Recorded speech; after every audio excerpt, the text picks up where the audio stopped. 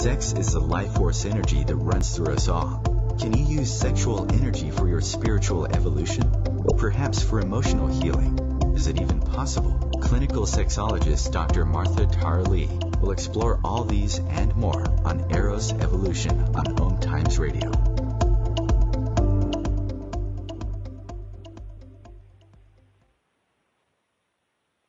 Hello, and welcome to Eros Evolution. This is where sexuality and spirituality meet.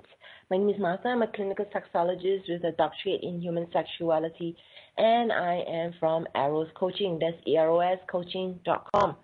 And for today, we're talking about something entirely different from the usual topic. Usually, I have all kinds of different sex experts, and today I have someone completely different, and we're going to be talking about intuitive eye readings, the window to your soul and soulmates.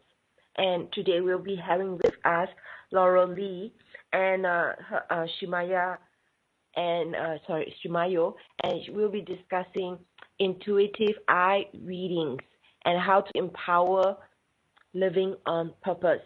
So she's passionate about people being authentic and sharing their natural genius throughout life, leadership, and love. In a reading of someone's eyes, as seen in person, video, or in photos, Laureli reflects their personality and soul as a set of archetypes called ThriveTypes. Laureli will be sharing with us today eye readings and how they empower people to grow, live their purpose, make great career choices, synthesize all their relationships, and attract and choose soulmates. She is an intuitive eye reader, body psychology coach, hiring consultant, and romantic matchmaker. She has been reading, coaching, matchmaking, and teaching people professionally for over 10 years. She brings a scientific approach to the intuitive and metaphysical arts. She's a co-author of The Sweet Spot, Leveraging Your Talents in Leadership and Life, and author of her conscious online dating guide, Eyes Are the Window to Your Soulmate. She believes everyone has genius, and these qualities shine through people's eyes, and that we can all see that in each other. So in her session, she interprets what she sees in someone as the ThriveTypes, a set of archetypes for thriving. So today we'll find out more about her, about this. So do check out her website in the meantime, ThriveTypes.com, or her personal website, that's LaureliShimayo.com. That's Laurel, Laureli, Shimayo.com. So welcome to the show. Hi, Martha. I'm so happy to be here. Yeah, I'm very, very, very excited about today's show because it's something completely new to me, different.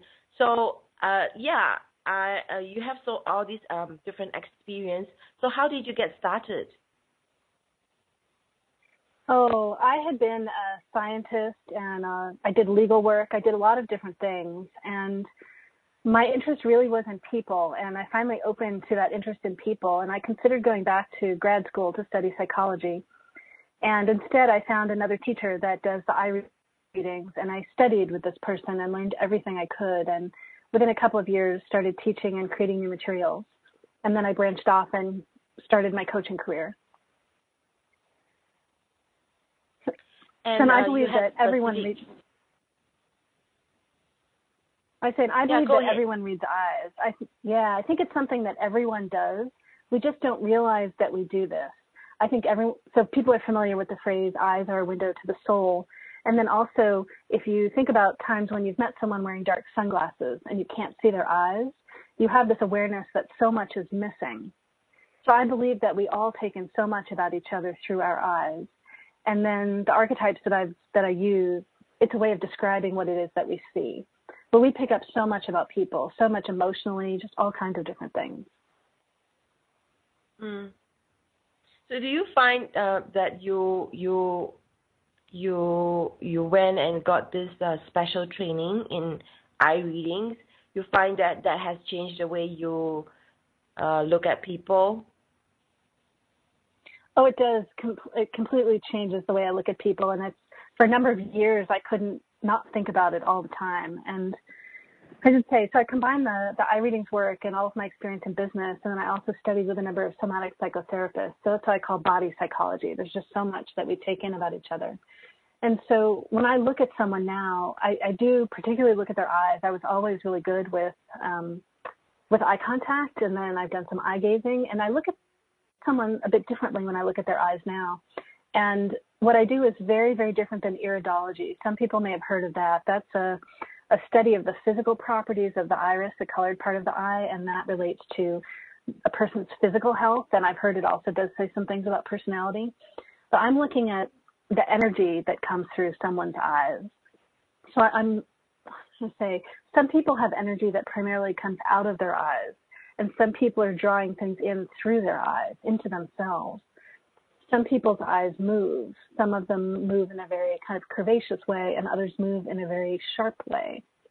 I'm looking at the energy of the person as a whole, too. So is their energy very grounded, or is it more spacey? I look at how people's eyes focus. Are they more diffuse when they look at the world, or are they focused very precisely?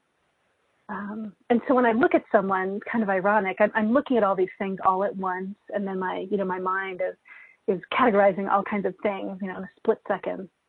But I also don't really look at people's eyes in the way people typically look at each other. I've been dating someone for like 6 months and had them say something about the color of their eyes, and I don't even know what color their eyes are. Like, I'm looking at their energy. I'm not looking at the physical properties, even to the color. So it is very different. And I'm sure I used to look at people's eyes in a more typical way before, where I paid attention to the color and, and I felt the contact with them or the lack of contact. But yeah, I don't think I can go backwards. Like, I can't look at people's eyes the same way again. I'm always reading the energy. It's just that for the first few years when I was learning, I did it very consciously all the time. Everywhere I was looking at people and seeing what I can read. And now, after all these years, I finally can have more normal interactions with people, and it's more something that I turn on and turn off, turn on, more than that I have to consciously think to not do it. Yeah, it's really important to be able to do that. So I think before that you were more practicing what you've learned, and sometimes it's important to just turn off from work, really, especially when it becomes so much a part of you. So what are you looking for when you're looking to read someone's eyes? I know you mentioned that there are all these different types, but what are you looking for? Well, maybe let me say a little bit about why I'm doing this. So I believe that the core of who we are, we express through our eyes. I think everyone has, an essence or a soul. There are all kinds of different spiritual approaches one can use with this. And just even our basic experience of people are unique. There are subtleties of each person that I don't see how our biology can create that. I was a geneticist and molecular biologist, and I never quite understood the uniqueness of people. And for me, with this work, I'm able to get a really good look at that uniqueness for people. And so each person has an essence or a core of who they are and what they're really about, what they most love. It influences all that they do. And for lots of us, the essence of who we are gets covered up as we grow up. We're usually around parents that, even though they're so well-intentioned, they don't fully understand us and don't know how to see us. And they want to teach us what they've learned. They want us to be protected and safe and successful.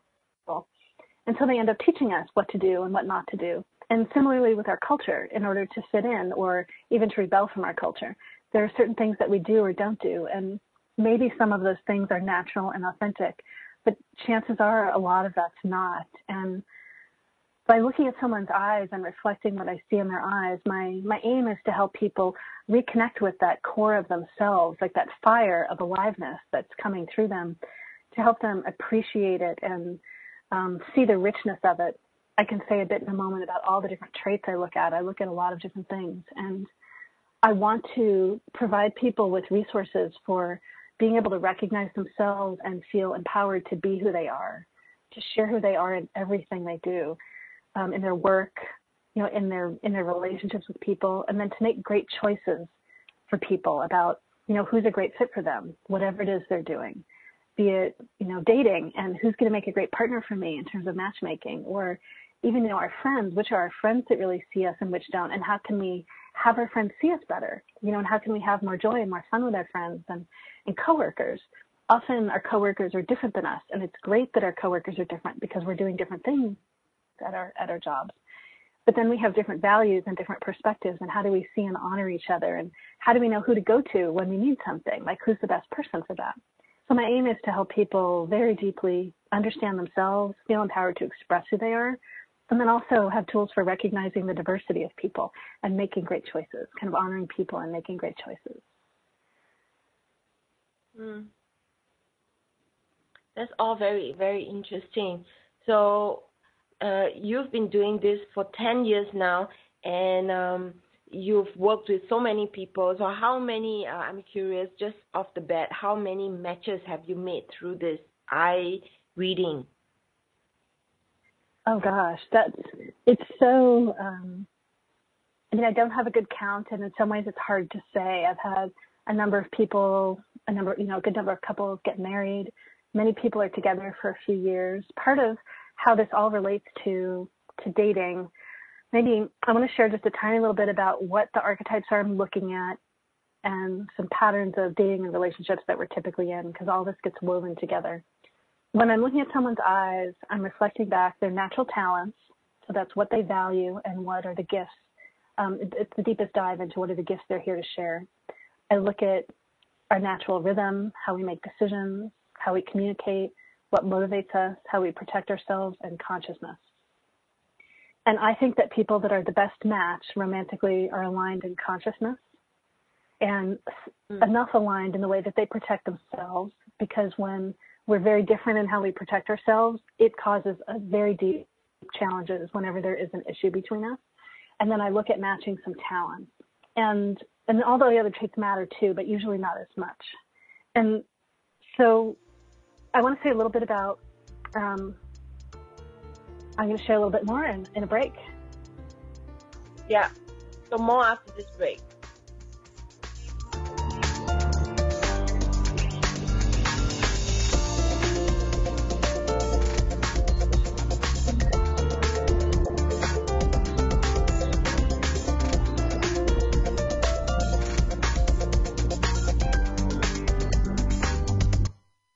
Your conscious lifestyle on steroids. Om Times Radio. IOM FM. Host your show on IOM FM, the radio network of Om Times Media, one of the more recognized brand names in the conscious community, and is backed by the extensive marketing reach of Om Times. Hosting a show on IOM FM immediately connects you with our extensive dedicated community. Hi, I'm Kelly Fox, host and astrologer of The Astrology Show. Each week, I'll give you access to the current transits, which are a valuable tool that provide astrological information to help unlock the potential each of us has. Understanding the stars can help steer us in the right direction to make better informed choices. So if you're wondering what's going to happen in your week ahead, be sure to tune in to The Astrology Show for guidance. Mondays at 9 p.m. Eastern Time. Every 2 minutes, an American is sexually assaulted. The majority of victims know their attacker. It could be your friend, your neighbor, or someone you met at a party. If you said no, it's rape, and it's a crime. This is Christina Ricci with RAIN.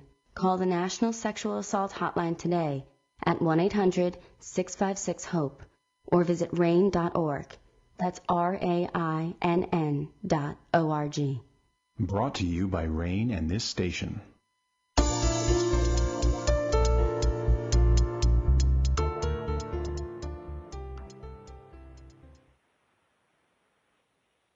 Welcome back to Eros Evolution. You are listening to us on the Om Times Radio Network, and you can share this show with your friends by going to the link omtimes.com/mobile. With this, you'll be able to listen to the show without needing to download any app. We are talking about intuitive eye readings today, the window to your soul and soulmates. And we are with Laureli Shimayo. She is an intuitive eye reader, body psychology coach, hiring consultant, and romantic matchmaker. She believes that she aims to empower people to grow spiritually, recognize and live their purpose, tune their career path, synthesize all their relationships, and select the best compatible romantic partners for them. She uses what she calls ThriveTypes to help organizations hire the best employees and provide everyone with resources for being authentic and collaborating to feel fulfilled and make great contributions.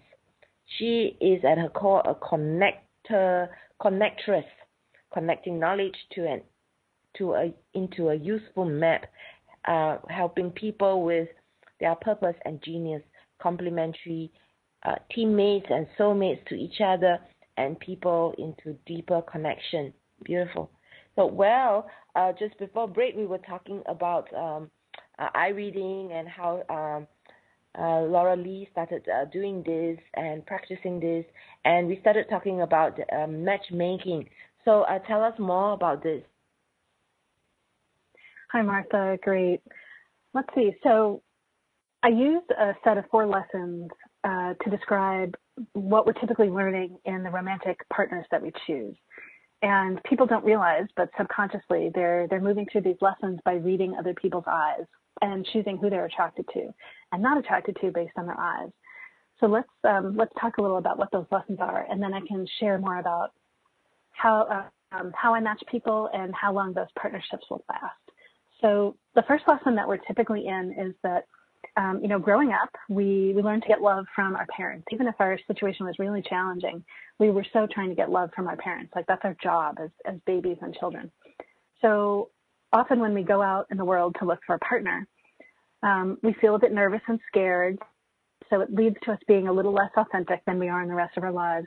And we don't realize, but we use the same strategies to get love and attention as we use with our parents. So we often do what I call put on masks, put on false ways of being to be attractive.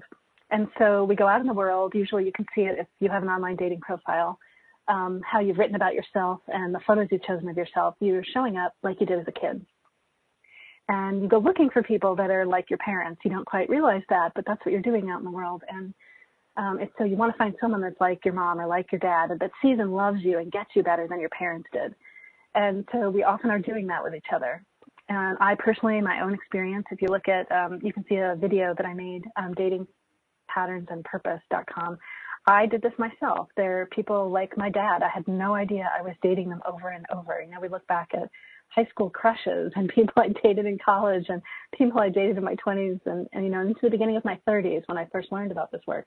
Almost everyone I dated in my marriage, they're all like my dad. And then the second lesson that we're typically in is that let's look at some psychology internally. So we're often judging ourselves in some hard way. We think that, I as a person, like, oh, I'm too much of this and I should be less. And, oh, I'm too little of that and I should be more. And so we don't like who we are, essentially.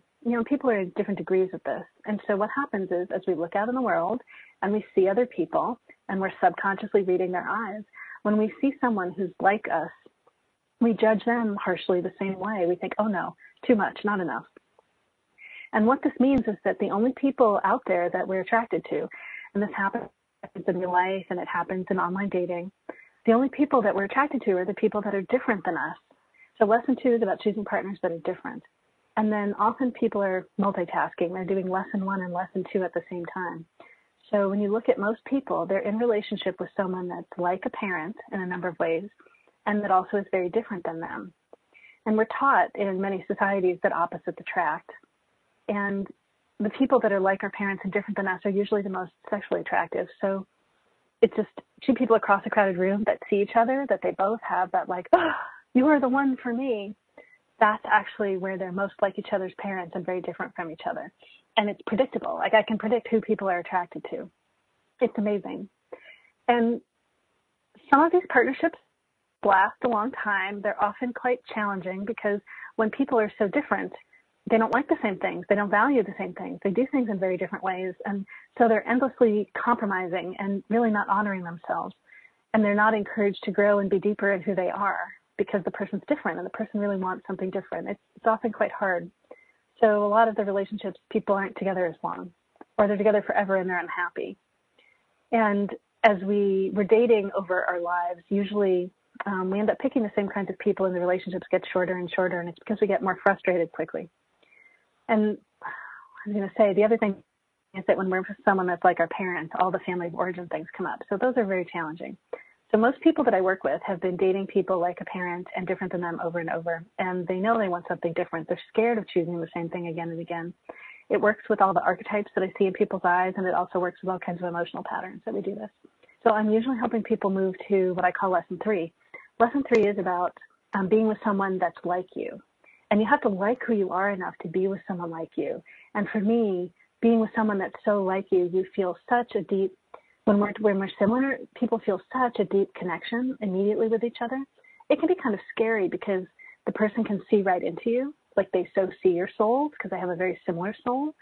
And so it can be scary to be so seen and to be so deeply loved. And each person is such a call for the other to show up powerfully as who they are, to really be themselves.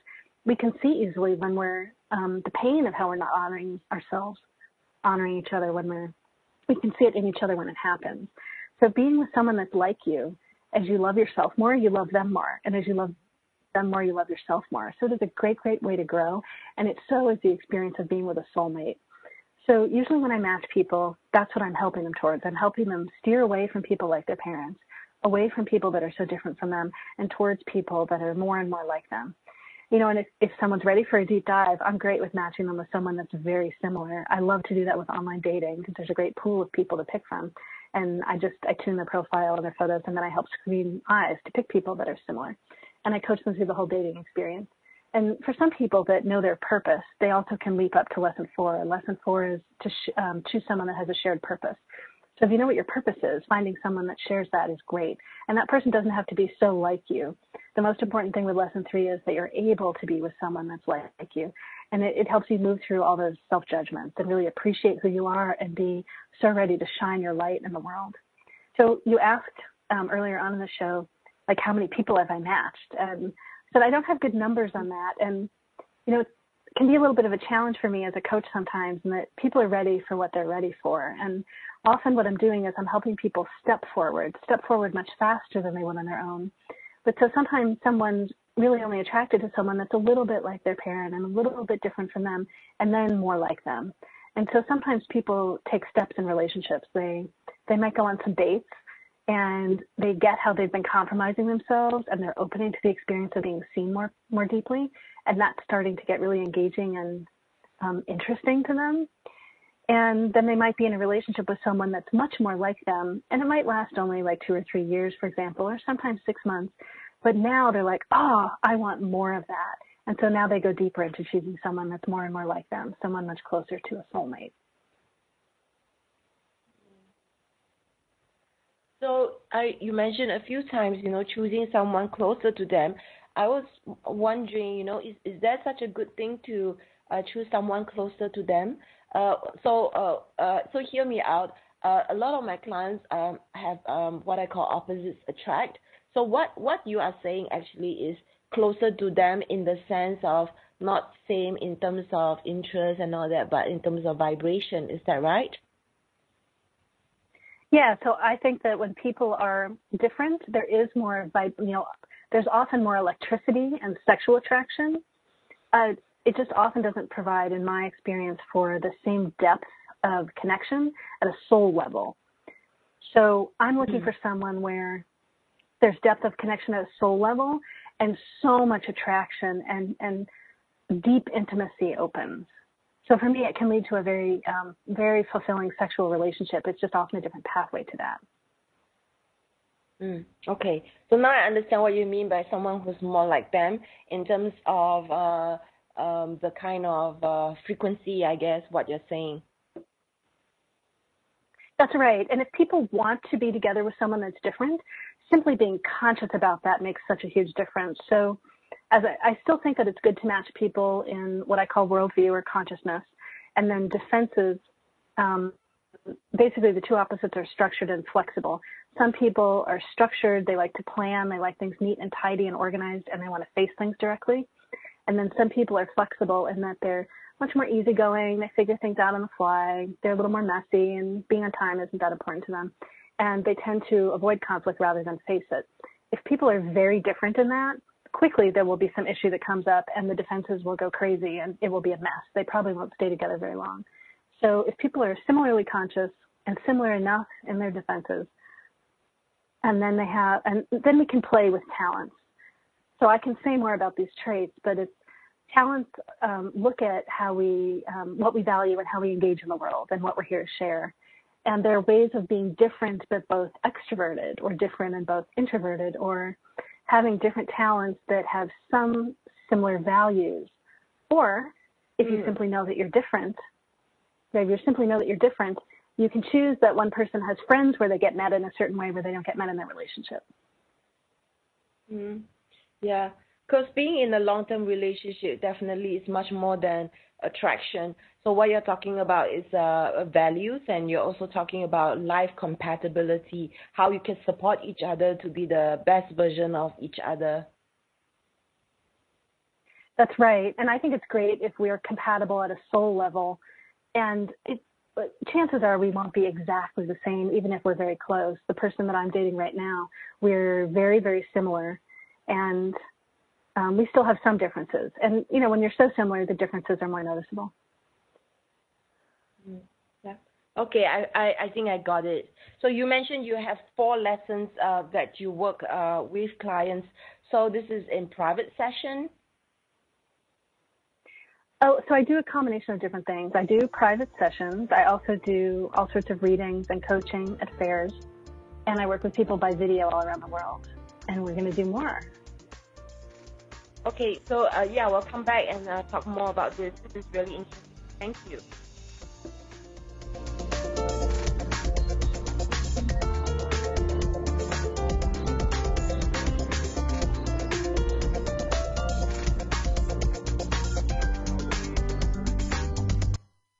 Free your mind with Om Times Radio, IOM FM. Om Times Magazine is one of the leading online content providers of positivity, wellness, and personal empowerment, a philanthropic organization.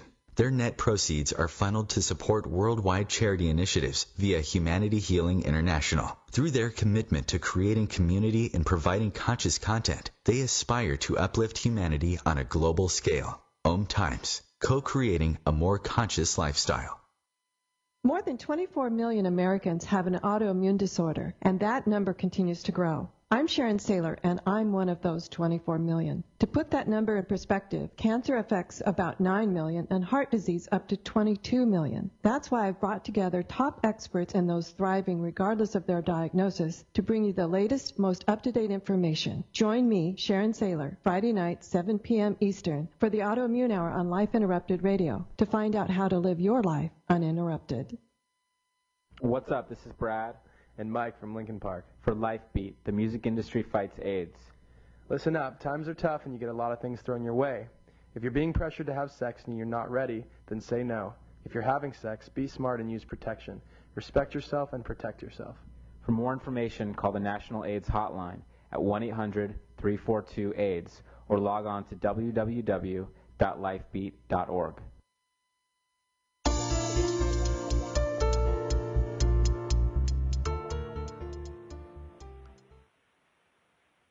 And welcome back to the second half of today's show. We're talking about intuitive eye readings, and we are with Laureli Shimayo, and you can find her at ThriveTypes.com and also LaureliShimayo.com.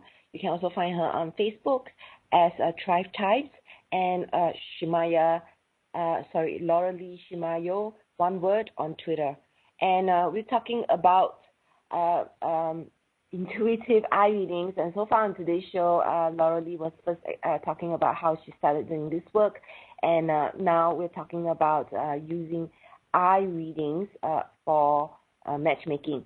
And she was just sharing just before break about the 4 lessons that she has and how she takes people through a process. And I was curious because I haven't really worked it out. whether I know there are many ways we can work as practitioners.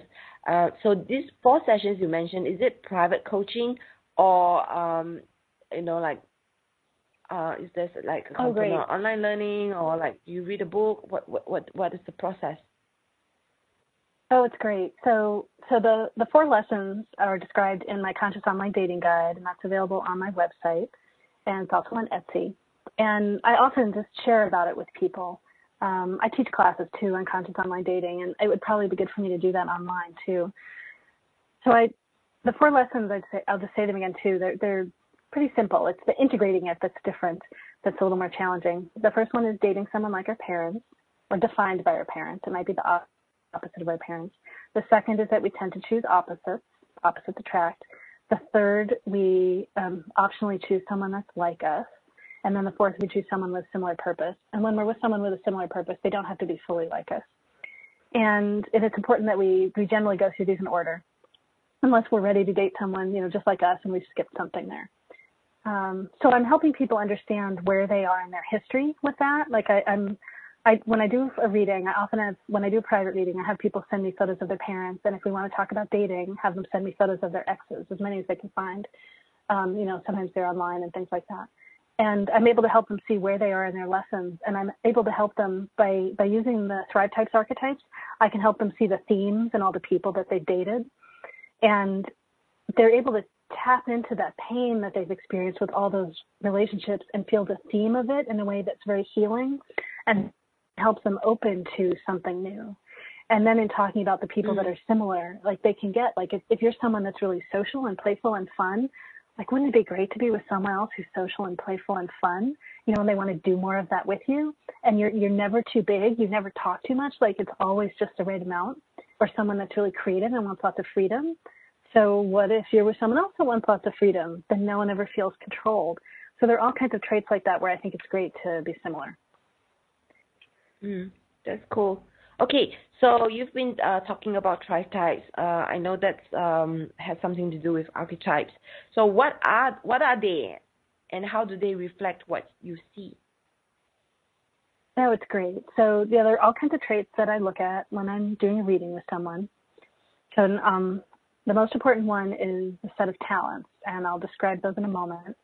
So I look at talents, a person's pacing or rhythm, sort of how quickly they integrate and share and move in the world, how they make decisions, if they want to look at lots of options before making a choice, or they want to narrow and pick something and then tune as they go forward. I look at how we communicate, look at the order of how we use mind, heart, and body, and how we integrate and share. I look at what motivates us. I have a set of 7 motivations, and each person has 1. And all of these traits that I've described so far have lessons. So we're growing and deepening and accepting and expressing who we are, and we're born with all those. We often get that covered up by thinking we need to be different than we are, but we have at the core, we have a great combination of all of who we are to share. And then during the first 2 years of our life, we learn how to protect ourselves based on our family of origin. That's our defense. And then worldview is a set of lessons of consciousness. So typically the most important trait to know, and excuse me one moment, I'm going to sneeze, I think. So the most important trait to know about yourself really are your talents. I use a set of 7 talents, and you can see all this on my website, ThriveTypes.com. That's ThriveTypes.com. I describe all of these on all the different traits. So there's 7 talents, and 3 of them are more introverted, where they're either classic introverts, more one-on-one with people, or they're not interested in relationships with people specifically. 3 of them are more extroverted, and it doesn't mean that they love to be around people all the time. One of them does, and the other 2, they all see people as a whole group. They can see the pattern and the theme of a whole group together, and so that's really what makes them extroverted for me. They can connect to a whole group at once. And then there's one that's in between introverted and extroverted. That's one way of sorting them. And then there's some patterns in the pairs. 2 of them are about people. One of them's extroverted, one of them's introverted. 2 of them are about the space between. One of them is about the space between people, and the other is the space between what exists. And then 2 of them are about action. One is about seeing a great big opportunity and directing other people to take action. That's the extroverted one. And then the more introverted one is the one that takes action on their own. And then the one in between is about assimilating or integrating knowledge. So maybe I'll say a little bit about what these are. And so each person has 3 of these, and they come in a specific order. And so usually the first place I start when I'm doing a reading with people, and by the way, I do free samples of these readings. So if someone wants to send me an email to Laureli@ThriveTypes.com, send me an email with 1 or 2 or 3 photos of you that show your eyes, and I'll write you back and share one of your talents with you. And then I'd love to put you on my email list in exchange for that. But so I'll share a little about them, and as I go through and describe, you can think for yourself, which of these feel most easy and natural? Which ones feel like you should be, some expectation like you should be that, and then which ones you're so sure you don't have. You can think about other people you know too, and people you've dated and all that stuff. So the first 2 I'll describe are the 2 that are about people. They're called server and priest or priestess. So server is the introverted one. It wants deep one-on-one connections with people. It wants everyone loved and honored and seen and respected. And each of these talents is bothered and triggered by something. So people that have server, which is about love and connection, they're bothered when someone's being insensitive. So if someone's being insensitive to someone else or to another living being, they're going to just jump in and stop that from happening. Someone that has the priest or priestess talent, they are also about people, but where servers are about honoring how people are right now, priestess sees the potential in someone. They see the possibility, and they're all about honoring that potential. They want people to stretch and grow and reach their potential. So they use emotions to pull people forward. So servers that are one-on-one use feelings in the moment, and priestess that are about possibility and potential and inspiration, they use emotions. And priestess, they're bothered when someone is avoiding the truth. That would be something that's in the way of having you reach your potential. So they want you to face it. So those are 2. And now the next 2 are the ones that are about the space between. So sage is the space between people. They want everyone to be playful and connected in community, having a good time, having fun. They are the classic extrovert. They notice if the group is stuck in some way, and they do something to get it flowing. And it might be that they crack a joke, or they make a funny noise, or they do all kinds of things. They ask people questions to get them engaged in telling a story. All kinds of things like that. And then the space between what exists is artisan. They're about creativity, freedom, and pleasure. They can get distracted by all kinds of cool ideas and experiences, and they can also bring amazing sensual pleasures and creative ideas, and they can make creative things. So everyone has access to those. They're great inventors and entrepreneurs. They notice if things are ordinary or boring, and they want it to be more interesting. So they're the introverts because they're not really about people. They're about ideas and pleasure. So then the next 2 are about action. The more extroverted one is called king or queen. So that one sits from way up high, often in private, and they just look down at everything, and they see how everything works and why people do what they do. And they direct others to take action to accomplish some great big opportunity that they see, and they're bothered by incompetence. They want, if you can't do or won't do what you say you can do, you're useless to them. So they're kind of mean, cruel, you could say. They do a version of cut off your head. And then warriors are the grounded, practical doers themselves. They're the more introverted ones. They want all energy to go into producing great results, useful results. So they care about efficiency, effectiveness. They're bothered by waste. And so they're the introverted ones. They're about taking action themselves. And then scholars are the integrators or assimilators. They're about building knowledge, drawing everything in. They're the ones that have energy coming into their eyes. They build everything together in a map inside them. They're curious and ask questions, and they love to share answers from information that they've already learned, solve problems from information they've already learned. And they notice missing and wrong information and bring that up. And I should say, too, artisans and scholars are both the problem solvers. Artisans pull ideas from the clouds. Like, they have their attention on the edges of what exists all the time. And so they solve problems in really creative ways, and scholars solve problems with information that's already known. So these are the 7, right? So servers about love and deep connection, priestess about inspiration and vision, sage is about communication and community and playfulness, artisan is about creativity, pleasure, and energy often. They're very fluid energetically. King or queen is about power and building power and directing others. Warrior is about efficiency and effectiveness and accomplishing results. And then scholar is about building knowledge. So everyone can kind of look and see like which one of these they might have. And there are some tricks for how to figure out which ones you have on your own without getting an eye reading. And I'm wondering if we're going to have a break soon and I can share that after, or it's possible I can just go into that right now too. So you don't need any special tricks like eye readings to know what your natural talents are. I believe that we all can sense it in our bodies. We just we've learned to not pay attention to our bodies and not follow that feedback. So when you think about all the things that you do, where do you feel a lot of energy? Where do you feel a lot of joy? Where are things really easy? A lot of us imagine that, when something's really easy, it has no value because we imagine everyone else is like us. And that's exactly the trick. The things that are so easy are the things that are so natural to us. Those are often the things that we specifically and often uniquely provide. And our talents let us know what things are really easy for us. So if you were to notice all the things that were easy, where you feel so much joy, where when doing that activity you actually feel lots of energy, and you did more and more of that, and you do less of the things that drag you down, drain you, exhaust you, and you kept tuning your life and your work so that you do what you love, you'll be like right in the core of the essence of who you are. And you don't need an eye reading to get there. It's just that most of us don't realize to listen to that. We don't follow it. And also, we don't realize that so many of the different traits are connected. Like, for example, people that have that artisan talent are about creativity and sensual pleasure, and they're often energetically very fluid. So who would ever know that all those things are connected? Like, people don't realize to connect those together and to see that that's a gift, and that it's exactly when they're in that space and contributing in that way, in all those kinds of ways, although some artisans only have like 2 or 3 of them, that's where we provide the most value and can be the most successful in the world. And I think that when we're so honoring what's true of us, we'll naturally move towards people like us. For matchmaking, that is, for dating. Thank you so much. So more with Laureli Shimayo after this break.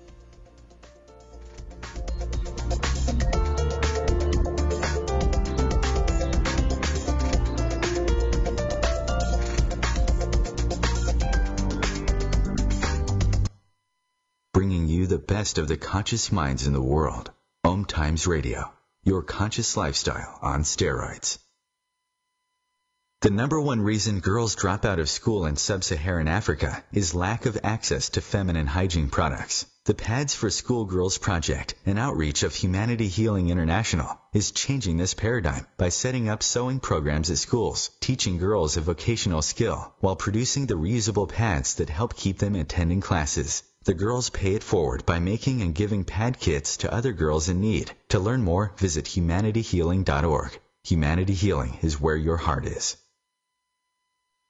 It's on us to stop sexual assault. To get in the way before it happens. To get a friend home safe. And to not blame the victim. It's on us. To look out for each other. To not look the other way. It's on us to stand up. To step in. To take responsibility. It's on us, all of us, to stop sexual assault. Learn how and take the pledge at itsonus.org.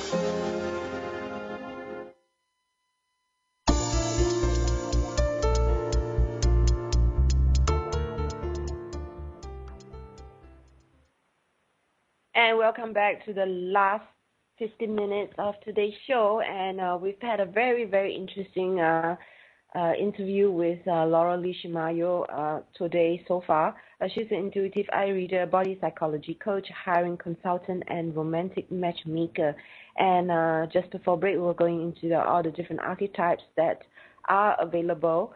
And you can find more about her and her work going to her website, subscribing to her newsletter, and also her you want to check out her books. So she has one called The Sweet Spot, Leveraging Your Talents in Leadership and Life. And she has another one, Conscious Online Dating Guide, Eyes Are the Window to Your Soulmate. And these are also in the archetypes are also in the books. And just now she gave a shout out to her offer. I'm not sure whether you caught that. And she was offering that if you send a couple of photos to her with your eyes, she'll be able to give you a very brief sample reading of your talents. And then she will also add you to her newsletter. And you can email her at laureli@ThriveTypes.com. Is that right? Yes, that's correct. Okay. Yeah. Yes. And that's spelled so. And yeah, go ahead. Oh, great. Yeah. So email me a photo of your eyes, and really your whole face is best. So email me a couple photos of your face, and I'll share a bit of what I see in your eyes. I'll share, likely I'll share one of your talents. As I mentioned earlier, so each person has 3 of these talents, and they come in an order. So it's most important to know which is your first one. And all of these talents have lessons too. So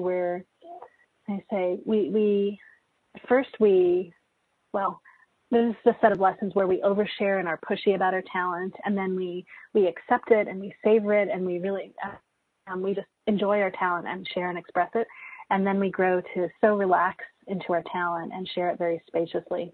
So I'll give you an example. So I have that scholar talent. I've shared tons of information, right? You can tell. And it's important that I gauge, right? So if do I share the right amount of information? Do I share too much?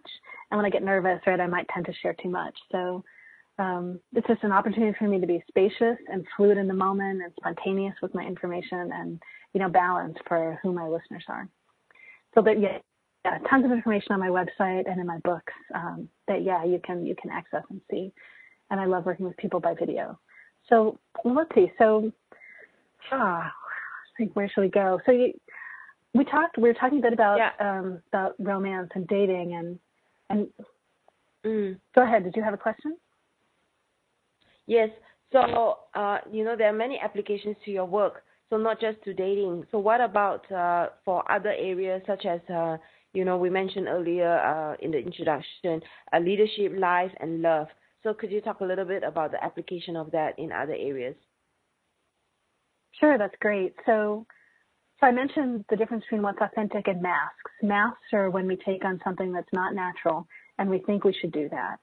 And what's authentic and natural are the things that are really easy and energizing, and we typically make really great contributions from those. And the talents come in an order, 1, 2, 3. And so the expressing the first one is the best thing, and we often have a journey to grow into that. So and some of this is described on my website with images too. So lots of people have chosen their work from their masking. I even did that in the beginning of my career, and that my grandmother really loved science. She particularly appreciated genetics and evolution. And so what did I study in college? I studied genetics and evolution and molecular biology. And I'm good at it because I have scholar and I have some of the other talents that are great for that. However, I did it from my grandmother's love. My love really was people. And I thought about studying psychology in college, but I didn't do that. I instead chose from my masking. And I chose from my second talent also, but that's not, it wasn't as authentic for me. And so as I was maturing in my life and developing, the call of my first talent, my interest in understanding people and playing in this world of spontaneously understanding people got louder and louder. And so I shifted and became a coach. And so for many people, if they've set up their work life around their masking or their less authentic talents, over time, particularly as we get a little older, we just get more drained and exhausted, and we're not nearly as successful as people that naturally have the talents that are good at that work. So when I do an eye reading with people and I help them get a sense of who they are, they often can see how those things show up in their life, and they also can often see how it's not showing up as much in their work life as they really want. Sometimes they've surrounded themselves with people that don't want what's authentic about them. So sometimes it's simply tuning how people do their work. Looking at ways that they can do their work that they currently do in ways that are more authentic for them. Sometimes it has to do with handing off part of their work that they don't like. Maybe part of it is really authentic and natural for them and part of it's not. And then there are strategies. It can be, finding a coworker where you trade some of what you do. For some people, it's really changing the direction that they're headed in, really changing their career path. And that might be looking for different work in the same organization, or it could be completely changing fields. And that can seem scary for people. Sometimes people think they need to go back and get more education, but often that's scholar masking or some of the earlier lessons of scholar where they think they need certification and training. I believe that when people are doing what they love, what they're naturally good at, they're so good at that.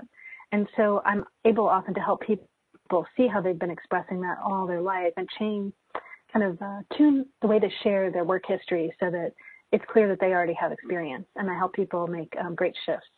So tapping into what your talents are will help you do your work in a way that's more fulfilling, where you get better results, and help you see what direction you might go in so that you have more success with that.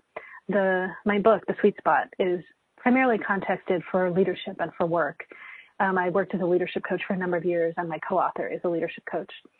And it goes through the 7 talents in depth with examples of famous people, and it goes through the lessons, how to grow through your lessons, and gives you lots of tips for how to get the most from the talents that you have and from other people's talents. So that's why if you know the talents of the people around you, you might know why you love some people and why you're triggered by some people.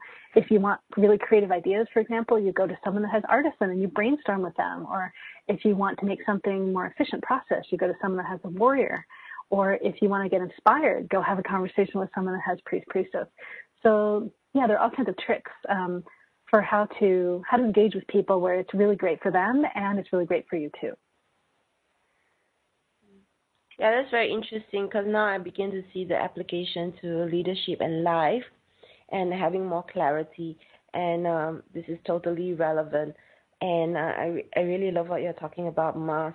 So I have this very important question, which I always ask my guests. So this show was created with the intent of exploring the link between sex and spirit. And, the eyes are definitely very much the window to the soul and very much to understanding about yourself.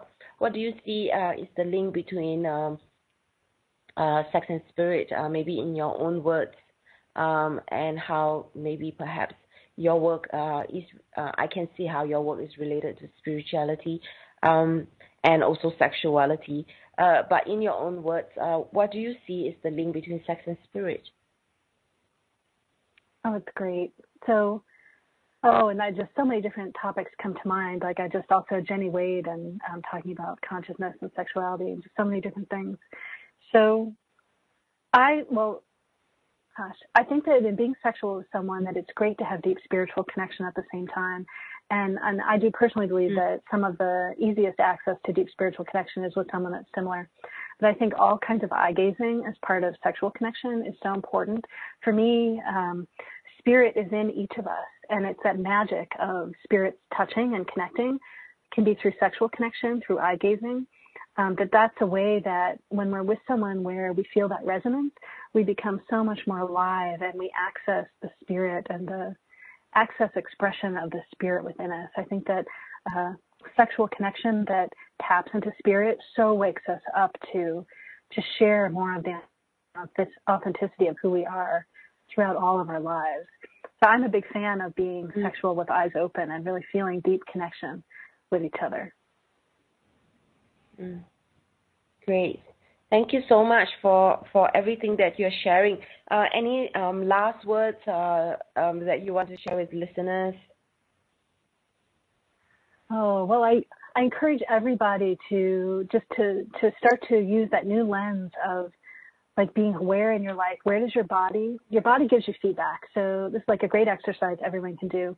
If you kind of stand up and shake off and then think about something you really don't like to do, and imagine you had to do a lot of it and just, how that's heavy in your body, like exaggerate what you notice.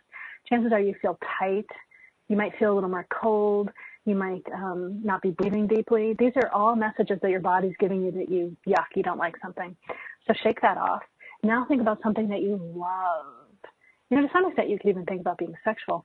But so think about something that you love where you've just, you'd love to be able to do that more and more throughout your day, all your life. And you could change it up however you wanted, but you so got to do what you wanted. And feel that in your body. Like and exaggerate what you notice in your body. And chances are you feel a lot of flow and movement of your energy. You feel joy. Your attention goes outwards in a number of directions at once. And you might feel a power that comes up through your spine. So this is where your body's giving you feedback that this is a good thing.